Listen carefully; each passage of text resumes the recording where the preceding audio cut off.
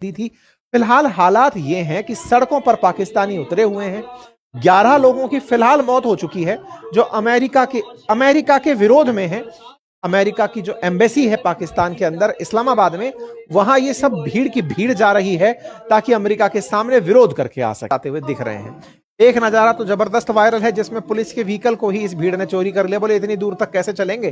बोले पुलिस की गाड़ी ले लो, इसी पे बैठ के निकल लेंगे। तो पुलिस का व्हीकल लेकर के ये लोग निकल के, हेडलाइंस बन चुकी हैं 11 लोगों के मरने की।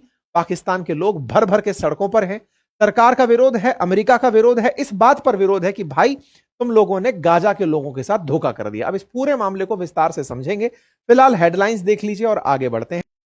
साथियों, तो हुआ कुछ ये हूं कि पाकिस्तान के अंदर एक पार्टी है जिसका नाम है तहरीक लबैक, टीएलपी।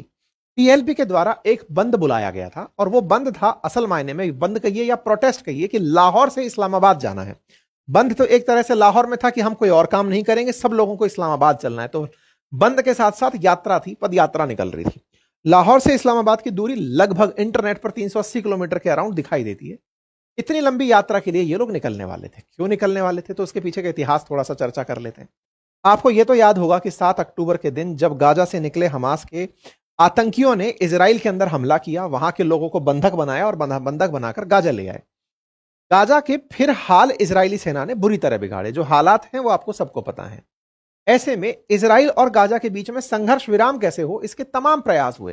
कतर ने खूब मध्यस्थता करी, सब कुछ हुआ। अंततोगत्वा अमेरिका की मध्यस्थता से इजराइल और हमास के बीच में समझौता होने की बात निकल कर आई। नेतन्याहू ने ट्रंप के सामने एक पीस प्लान प्रस्तुत किया जिसमें बताया कि हम इस तरह से समय के साथ पीछे हटेंगे और हट करके हमारे लोग बस वहां से बाहर आ जाएं। इसके अलावा जो गाजा के अंदर लोग हैं उनको वापसी का रास्ता दिखाया जाएगा। कुछ इस तरह का एक पीस प्लान दिया गया।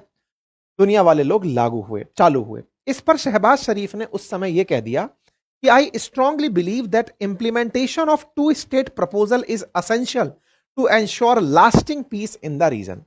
यहां पर जब यह बात बोल दिए कि टू स्टेट सॉल्यूशन, असल में टू स्टेट सॉल्यूशन का मतलब है कि इजराइल और फिलिस्तीन को एग्जिस्ट करते हैं।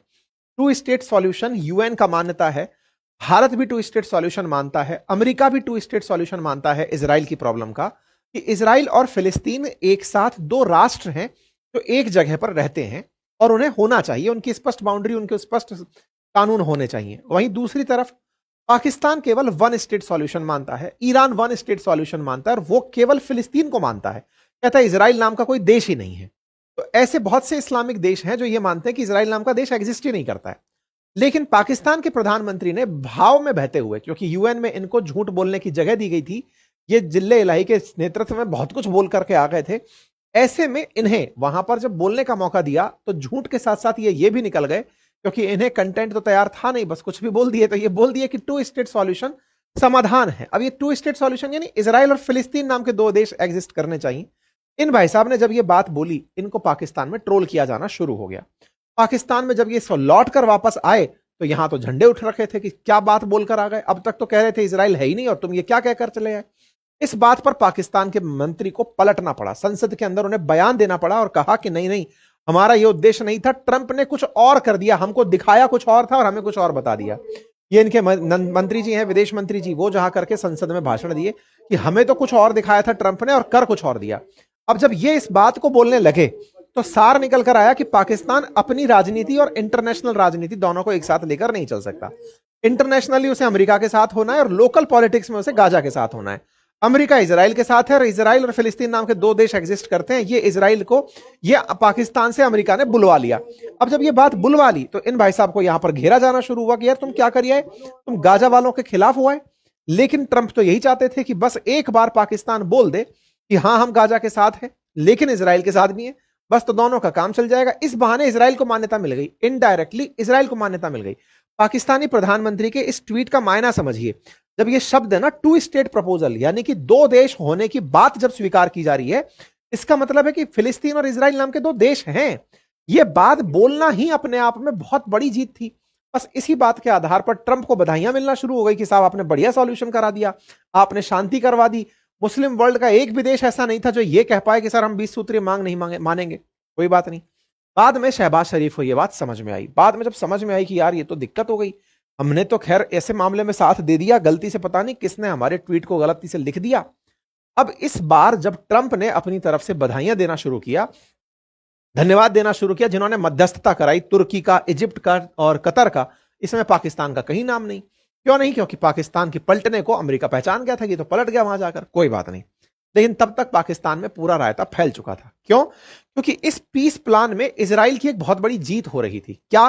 कि अब तो गाजा में अमेरिका खुद आकर बैठेगा, अमेरिका खुद अपने नेतृत्व में, ट्रंप के नेतृत्व में पूरा की पूरा प्लान चलाएगा। अब जब ट्रंप ही गाजा को कंट्रोल करने वाले हैं तो ऐसी बात पर तो इजराइल की जीत ही थी।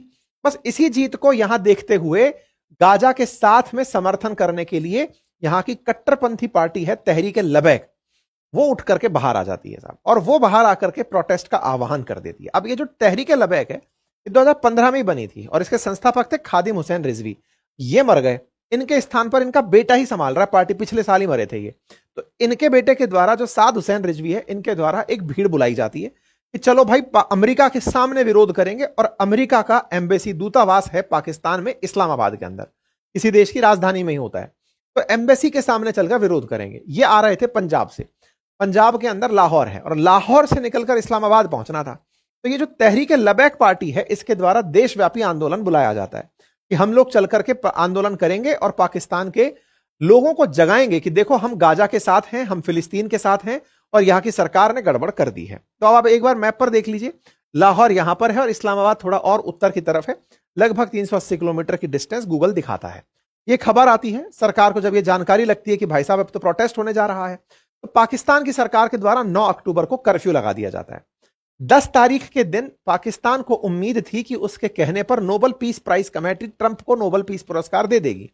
इसने सारे देश के अंदर इंटरनेट बंद करवा दिया, कर्फ्यू लगवा दिया कि गलती से कोई बाहर ना आ जाए, ट्रंप की न्यूज दब ना जाए। ऐसा पाकिस्तानियों का खूब आनंद लिया गया। यूएस एम्बेसी ने खुद के नागरिकों से कहा कि कोई भी घर से बाहर मत निकलना, हो सकता है आप लोगों पर पिटाई हो जाए। तो ऐसे में अमेरिका के लोग भी अपनी एम्बेसी में दुबक कर बैठे रहे। सरकार ने रास्तों को इस प्रकार से जाम करवा दिया, ये सारे बैरिकेटिंग के नाम पर लगवा दिए, बड़े बड़े इन्होंने ड्राम से दरवा दिए। ये सब कंटेनर्स हैं, ये रास्तों को रोकने के लिए लगवाए गए। आप इनको रास्तों में देख सकते हैं किस तरह से कंटेनर्स लगे हुए हैं कि रास्तों से जनता चल करके इस्लामाबाद ना पहुंच जाए। लाहौर से इस्लामाबाद पहुंचना है, लाहौर के बाहर बाहर ही बैरिकेटिंग कर दी गई कि नहीं चलना दिया जाएगा। रास्तों को इस प्रकार बैरिकेड कर दिया गया और जनता भर करके सड़कों पर निकलना शुरू हो गई। 10 अक्टूबर के दिन लाहौर से यूएस एम्बेसी के लिए जनता बाहर निकलती है। बड़ी मात्रा में ये जो रिजवी हैं, इनके समर्थन में जनता होती है और ये निकलना शुरू करते हैं। और इनका उद्देश्य केवल यही दिखाना था कि हम गाजा के समर्थन में है, पाकिस्तान सरकार के खिलाफ है, अमेरिकी नीतियों के खिलाफ है। यहां पर चलते हुए लोग आपको भीड़ के अंदर दिखाई दे सकते हैं कि बड़ी संख्या के अंदर साद रिजवी के साथ लोग निकल रहे हैं और प्रोटेस्ट करते हुए चल रहे हैं कि साहब हम फिलिस्तीन के साथ हैं, फिलिस्तीन के समर्थन में रैली होती है। लेकिन रास्ते में जहां जहां पुलिस बैरिकेटिंग करती है और ये सारी जनता जो उफान में चल रही है ये रुकती है, वहां पर पथराव होना शुरू हो जाता है और ये पथराव काफी घातक होता है। पुलिस को टारगेट किया जाना शुरू होता है। तहरीक लबैक के इस प्रोटेस्ट के अंदर धीरे धीरे सरकार को टारगेट किया जाना शुरू होता है। लाहौर में हिंसा बढ़नी शुरू होती है, कठोर दंड की तैयारियां होना शुरू होती हैं। यहां पर जो आप लोग देख रहे हैं ये तहरीक लबैक समर्थक हैं, सरकार विरोधी हैं और अपने द्वारा सरकार के खिलाफ पथराव कर रहे हैं। पुलिस भी अपनी तरफ से जितनी भी तैयारी के साथ आई थी वो लेकर खड़ी रही। आंसू गैस के गोले शुरुआत में छोड़े, लेकिन ये तो प्रैक्टिस में है, रियल गोले छोड़ने के छोड़ दिए साहब। रियल गोले इन्होंने अपनी जनता पे प्रैक्टिस, आतंकवादियों ने इन पर प्रैक्टिस करने की बढ़िया पाकिस्तान में आदत डाल रखी है साहब, चला लिया साहब। इन्होंने बढ़िया से जनता को अवेयर कराया था कि भाई किस किस रास्ते पर जाना है, किस किस पर नहीं जाना है। रास्तों को ब्लॉक भी किया था, लेकिन किसी बात का कोई औचित्य नहीं निकला। हजारों की संख्या में लोग सड़कों पर थे और ये जो जनता चली आ रही थी, भाई 380 किलोमीटर चलने में कम से कम 10 दिन का समय लगना चाहिए, लेकिन ये तो लोग निकल लिए कि जनता कारवां जुड़ता चला जाएगा, बढ़ते चले जाएंगे, तो ये लोग बढ़ते हुए आगे की तरफ चल गए। लेकिन जब प्रोटेस्ट को सरकार ने दबाने का प्रयास किया तो और शहरों में भी, जैसे कराची के अंदर लोग प्रोटेस्ट के लिए सड़कों पर उतर आए, धीरे धीरे और शहरों के अंदर भी लोग उतरना शुरू हो गए कि भाई हम समर्थन में हैं इस रैली के और ये साद रिजवी हैं और ये अपनी तरफ से बोलते हैं कि हाँ भाई मुझे पता चला है, मेरे ऊपर केस हो गया है इस बात का कि मैं रैली लेकर निकल रहा हूं, मैं तो अपने देश के अंदर यात्रा कर रहा हूं। लोग साथ में जुड़ते चले जा रहे हैं। खैर, सरकार ने जहां तहां सड़कें खुदवा दी, जहां से भी इस्लामाबाद के रास्ते जाते हैं सबको बंद करवा दिया पूरे देश के अंदर। उन्मादी भीड़ ने पलट दिए टैंकर। यहां पर आप देख रहे हैं कंटेनर्स को पलटते हुए आपको लोग दिखाई दे रहे हैं। ये सारी भीड़ है जो जहां जहां रास्ते जाम थे उनको हटाने के लिए उतर रही थी। पुलिस के खिलाफ विरोध, पुलिस का जनता के खिलाफ विरोध खूब दिख रहा था। जहां जहां दिखाई दे रहा था कहीं पर उन्मादी भीड़ जो है वो पुलिस को पीटती हुई दिखाई दे रही थी। पुलिस दौड़ती हुई भी तस्वीरों के अंदर दिखाई दी कि अपने आप को बचाते हुए दिख रहे हैं। एक नजारा तो जबरदस्त वायरल है जिसमें पुलिस के व्हीकल को ही इस भीड़ ने चोरी कर लिया। बोले इतनी दूर तक कैसे चलेंगे, बोले पुलिस की गाड़ी ले लो, इसी पे बैठ के निकल लेंगे। तो पुलिस का व्हीकल लेकर के ये लोग निकल लिए। कुल मिलाकर के टीएलपी का ये आंदोलन पाकिस्तान के अंदर अमेरिकी एम्बेसी तक पहुंचने के लिए था और अमेरिका के सामने विरोध करने के लिए था कि तुमने हमारे साथ ठगा कर दिया। क्योंकि पाकिस्तान के बहुत सारे लोग गाजा से अपना समर्थन देते हैं, गाजा को समर्थन देते हैं, फिलिस्तीन को समर्थन देते हैं, इजराइल को मान्यता ही नहीं देते। पाकिस्तान के पासपोर्ट में लिखा है कि सब जगह दुनिया में वैध है, लेकिन इजराइल नाम का कोई देश नहीं है, इजराइल में ये पासपोर्ट नहीं चलेगा। इस तरह से आप अगर तस्वीरों को देखें तो अंदाजा लगा सकते हैं कि पाकिस्तान में किस तरह से कराची के अंदर भी जहां तहां जो भी शहर है वहां पर रास्ते ब्लॉक कर दिए गए। जैसे रास्ते यहां ब्लॉक कर दिए गए, यहां गाड़ी खड़े करके ब्लॉक कर दिए गए ताकि लोग सड़कों पर ना आए। प्रोटेस्टर्स के द्वारा सरकार के खिलाफ जो विरोध चल रहा है असल में वो अमेरिका के खिलाफ है, और उस अमेरिका के खिलाफ है इसका मतलब है कि पाकिस्तान की सरकार जो अमेरिका के साथ हो रखी है उसके भी खिलाफ है। बस इस तरह की गोलीबारी के अंदर पर पुलिस प्रशासन की झड़प हो रही है, और झड़प का नतीजा मैंने आपको बता दिया कि 11 लोगों की मौत के रूप में सुनने को आया है। दूसरा अपडेट क्या है, सीज फायर का चल क्या रहा है, क्या कुछ मंडे तक का इंतजार है? बिल्कुल है। गाजा में बड़ी संख्या में लोग लौटना शुरू हो गए हैं। एक रिपोर्ट के अनुसार 5 लाख से ज्यादा लोग अभी लौट करके गाजा की तरफ चले आए हैं। गाजा की तरफ चले आए का मतलब यह हुआ कि जब लोग गाजा से पलायन करके दूसरे आसपास के क्षेत्रों में गए थे, सीज फायर सुन करके वो वापस चले आए हैं। इजराइल और हमास के सीज फायर की खबर ने इन्हें अपने घरों तक वापस पहुंचने का रास्ता दिया है। वहीं इजराइल में तैयारी हो रही है कि इनके जो बंधक बनाए हुए हैं हमास ने, वो वापस लौट कर आ जाएंगे। सोमवार तक का इंतजार है। अपडेटेड बस यही था। बाकी आप लोग इस विषय पर क्या सोचते हैं, अपनी राय जरूर कमेंट बॉक्स में बताएं।